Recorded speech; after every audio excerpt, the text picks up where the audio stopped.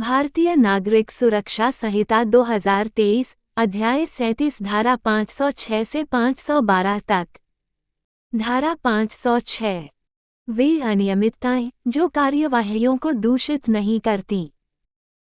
यदि कोई मजिस्ट्रेट जो निम्नलिखित बातों में से किसी को करने के लिए विधि द्वारा सशक्त नहीं है, गलती से सद्भावपूर्वक उस बात को करता है, तो उसकी कार्यवाहियों को केवल इस आधार पर कि वह ऐसे सशक्त नहीं था अपास्त नहीं किया जाएगा, अर्थातः क धारा 97 के अधीन तलाशी वारंट जारी करना।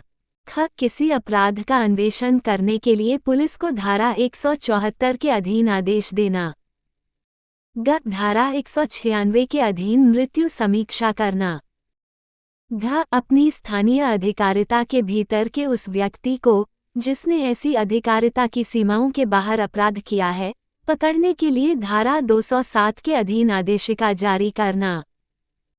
अग किसी अपराध का धारा 210 की उपधारा 1 के खंड क या खंड ख के अधीन संज्ञान करना। च किसी मामले को धारा 212 की उपधारा 2 के अधीन हवाले करना। छ धारा 343 के अधीन क्षमादान करना। ज धारा 450 के अधीन मामले को वापस मंगाना और उसका स्वयं विचारण करना या झ धारा 504 या धारा 505 के अधीन संपत्ति का विक्रय। धारा 507। वे अनियमितताएं जो कार्यवाही को दूषित करती हैं।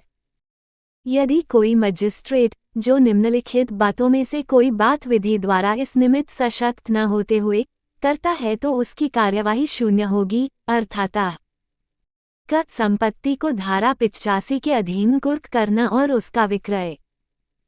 ख किसी डाक प्राधिकारी की अभिरक्षा में के किसी दस्तावेज, पार्सल या अन्य चीज के लिए तलाशी वारंट जारी करना।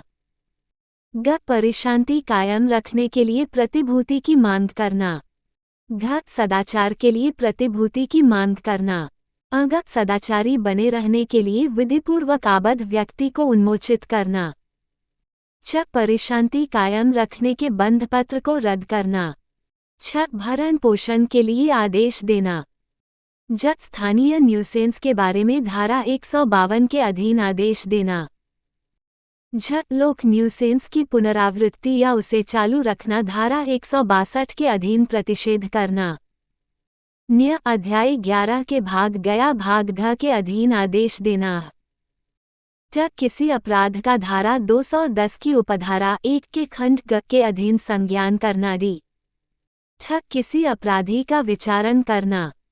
ड किसी अपराधी का संक्षेपतः विचारण करना। ध किसी अन्य मजिस्ट्रेट द्वारा अभिलिखित कार्यवाही पर धारा 364 के अधीन दंडादेश पारित करना। अना अपील का विनिश्चय करना। त कार्यवाही को धारा 438 के अधीन मंगाना। या थ धारा 491 के अधीन पारित आदेश का पुनरीक्षण करना। धारा 508। गलत स्थान में कार्यवाही। किसी दंड न्यायालय का कोई निष्कर्ष, दंडादेश या आदेश केवल इस आधार पर कि वह जांच, विचारण या अन्य कार्यवाही जिसके अनुक्रम में उस निष्कर्ष पर पहुंचा गया था या वह दंडादेश या आदेश पारित किया गया था, गलत सेशन खंड, जिला, उपखंड या अन्य स्थानीय क्षेत्र में हुई थी, उस दशा में ही अपास्त किया जाएगा जब ये प्रतीत होता है कि ऐसी गलती के कारण वस्तुतः न्याय नहीं हो पाया है। धारा 509। धारा 183 या धारा 316 के उपबंधों का अननुपालन। 1 यदि कोई न्यायालय जिसके समक्ष अभियुक्त व्यक्ति की संस्वीकृति या अन्य कथन जो धारा 183 या धारा 316 के अधीन अभिलिखित है या अभिलिखित होना तात्पर्यपित है, साक्ष्य में दिया जाता है या लिया जाता है, इस निष्कर्ष पर पहुंचता है कि कथन अभिलिखित करने वाले मजिस्ट्रेट द्वारा इन धाराओं में से किसी धारा के किसी उपबंध का अनुपालन नहीं किया गया है तो वह भारतीय साक्ष्य अधिनियम 2023 का 47 की धारा 94 में किसी बात के होते हुए भी ऐसे अनुपालन के बारे में साक्ष्य ले सकेगा और यदि उसका ये समाधान हो जाता है कि ऐसे अनुपालन से अभियुक्त की गुनागुन विषयक बातों पर अपनी प्रतिरक्षा करने में कोई हानि नहीं हुई है। और उसने अभिलिखित कथन सम्यक रूप से किया था, तो ऐसे कथन को ग्रहण कर सकेगा। 2. इस धारा के उपबंध अपील, निर्देश और पुनरीक्षण न्यायालयों को लागू होते हैं।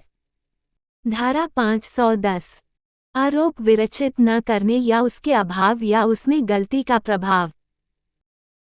1. किसी सक्षम अधिकारिता वाले न्यायालय का कोई निष्कर्ष, दंडादेश या आदेश केवल इस आधार पर कि कोई आरोप विरचित नहीं किया गया या इस आधार पर कि आरोप में कोई गलती, लोप या अनियमितता थी, जिसके अंतर्गत आरोपों का कुसंयोजन भी है, उस दशा में ही अविधिमान्य समझा जाएगा जब अपील, पुष्टिकरण या पुनरीक्षण न्यायालय की राय में उसके कारण वस्तुतः न्याय नहीं हो पाया है। 2. यदि अपील, पुष्टिकरण या पुनरीक्षण न्यायालय की यह राय है कि वस्तुतः न्याय नहीं हो पाया है तो वह का आरोप विरचित न किए जाने वाली दशा में यह आदेश कर सकेगा कि आरोप विरचित किया जाए और आरोप की विरचना के ठीक पश्चात से विचारण पुनः प्रारंभ किया जाए। ख. आरोप में किसी गलती, लोप या अनियमितता वाली दशा में यह निर्देश दे सकेगा कि किसी ऐसी रीति से, जिसे वह ठीक समझे, विरचित आरोप पर नया विचारण किया जाए। परंतु यदि न्यायालय की यह राय है कि मामले के तथ्य ऐसे हैं कि साबित तथ्यों के संबंध में अभियुक्त के विरुद्ध कोई विधिमान्य आरोप नहीं लगाया जा सकता, तो वह दोषसिद्धि को अभिखंडित कर देगा। धारा 511 निष्कर्ष या दंडादेश कब गलती, लोप या अनियमितता के कारण उलटने योग्य होगा। 1. इसमें इसके पूर्व अंतर्विष्ट उपबंधों के अधीन रहते हुए सक्षम अधिकारिता वाले न्यायालय द्वारा पारित कोई निष्कर्ष, दंडादेश या आदेश, विचारण के पूर्व या उसके दौरान परिवाद, समन, वारंट, उद्घोषणा, आदेश, निर्णय या अन्य कार्यवाही में हुई, या इस संहिता के अधीन किसी जांच या अन्य कार्यवाही में हुई किसी गलती, लोप या अनियमितता या अभियोजन के लिए मंजूरी में हुई किसी गलती या अनियमितता के कारण अपील, पुष्टिकरण या पुनरीक्षण न्यायालय द्वारा तब तक न तो उल्टा जाएगा और न परिवर्तित किया जाएगा जब तक न्यायालय की यह राय नहीं है कि उसके कारण वस्तुतः न्याय नहीं हो पाया है। 2. यह अवधारित करने में कि क्या इस संहिता के अधीन किसी कार्यवाही में किसी गलती, लोप या अनियमितता या अभियोजन के लिए मंजूरी में हुई किसी गलती या अनियमितता के कारण न्याय नहीं हो पाया है। न्यायालय इस बात को ध्यान में रखेगा कि क्या वह आपत्ति कार्यवाहियों के किसी पूर्वतर प्रक्रम में उठाई जा सकती थी और उठाई जानी चाहिए थी। धारा 512 त्रुटि या गलती के कारण कुर्की का अवैध नहीं होना। इस संहिता के अधीन की गई कोई कुर्की ऐसी किसी त्रुटि के कारण या प्रारूप के अभाव के कारण विधि विरुद्ध न समझी जाएगी जो समन, दोषसिद्धि, कुर्की की रिट या तत्संबंधी अन्य कार्यवाहियों में हुई है और न उसे करने वाला कोई व्यक्ति अत्याचारी समझा जाएगा।